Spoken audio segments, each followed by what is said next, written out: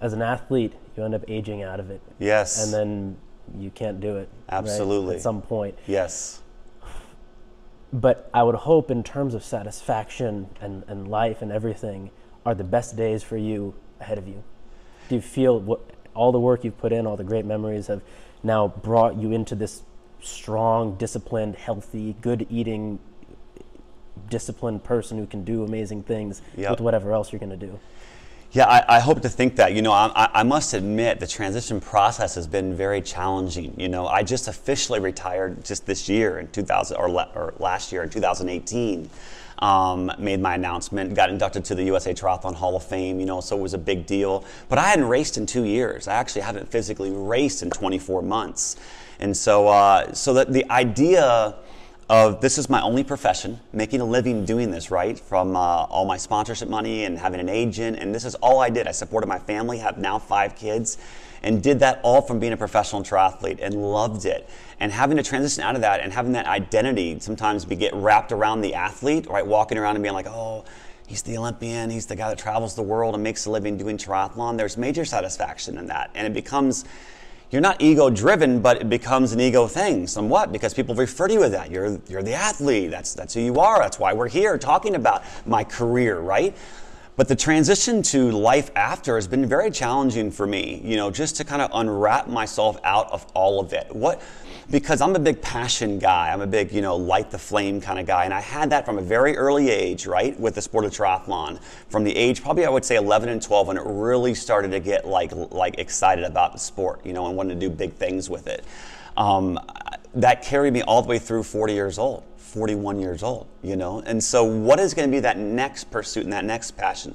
So I'm taking my time and kind of figuring that out, like what does it look like now next? But I definitely think as far as overall health and well-being and my mindset and my dedication and my grit factor, right? The ability to actually write down my goals and go out there and achieve them and see them achieved is a big deal, and not everyone has that. And people need to go through failures like I have and have injuries that put them in the hospital for 6 surgeries and go through these difficult trials and tribulations and come out these valleys on the other side, because we're all going to get knocked down, right? Life is going to take us all for different turns and twists that we're not expecting or that we might not even like, right? Setbacks along the way. It's not the setback that's the difficult thing. It's how you're reacting to it. How do we actually overcome it and get through it? What's your response to the setback? And so for me, the response always needs to be, how can I get better? How can I improve? That Ferrari, what's the best Ferrari? It's the one that's being made tomorrow, you know, that one. And so that's my mindset as well. I haven't found that exact passion yet, to be honest with you. There's a couple things that I enjoy doing, you know. I'm involved in kids triathlon and youth. I love to see kids active, healthy and active, and exercising. I think too many kids are on videos and on screens and on their phones and not moving outside. Which is more difficult. What is? Moving outside. Moving outside. Moving your body is more difficult than moving your eyes. Absolutely. Much more difficult. You're right. And delayed gratification. Delayed gratification. That's exactly right. Yeah. And so that's the thing. They're not waiting to say the week or the 2 weeks or the month or the year it takes for them to see improvements. They want to see that dopamine rush right away, right? And so I want to see kids moving, and I would love to I'm doing stuff with kids triathlons around the country, selling the sport to schools, and we're putting on some big races, so getting sponsors involved and stuff like that.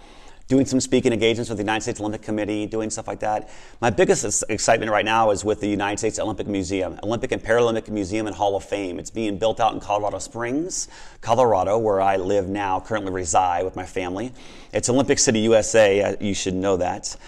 Because the headquarters, the United States Olympic Committee headquarters is headquartered there. Is that what brought you there? The Olympic Training Center brought me there, exactly right. It's the main Olympic Training Center in the country is in Colorado Springs. 6,000 feet, so we're at altitude. And when you train at altitude, the main reason why they have a training center there is because of the altitude.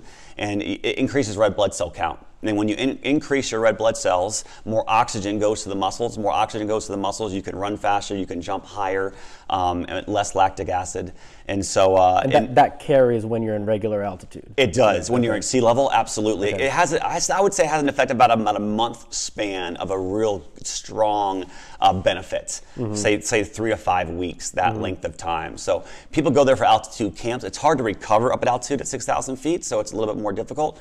But that's one of the reasons why they have it there. But that's good though. It's like military training. It is. I mean, they'll just push you really hard. You'll be extremely uncomfortable. Yep. very uncomfortable. That's how it's supposed to be, right? And especially for something that's mostly purely endurance, that's what you need. It is, because when I came down to sea level, I felt like I could just go and run for days, absolutely, because I just could breathe so much oxygen in. So the museum is being built out there, the Olympic Museum and Hall of Fame. It's all in one building, 60,000 square foot building, right there off of I-25, which is our I-4 here in Orlando, same kind of highway running, connecting Denver to Colorado Springs. And they're expecting about 350,000 guests to come through there every year. It's going to be an amazing, interactive, accessible museum, very high-tech RFID technology.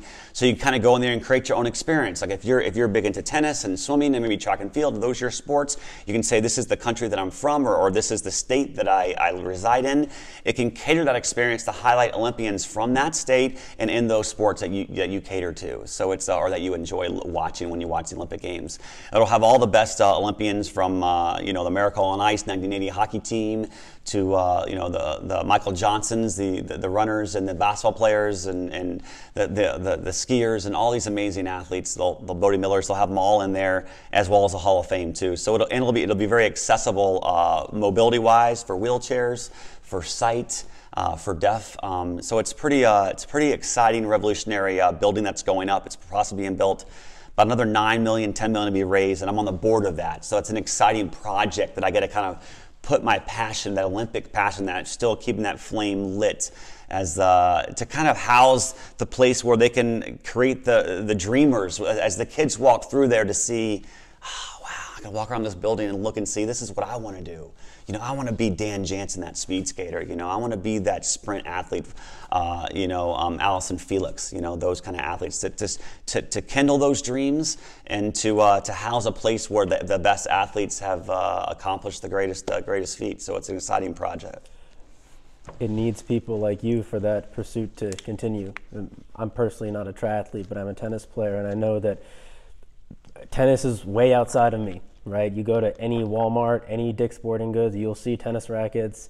There's probably millions of tennis balls sold every day around the world, something like that. Yes. And it's because lots of people work on committees like this, former players, current players. Yes. And as a result, I can go anywhere I want, get a tennis racket, get it strung, find someone to play with, and do what I love. Yep. They just want to keep on passing it on to the next generation. I think it's part of the carrying that torch.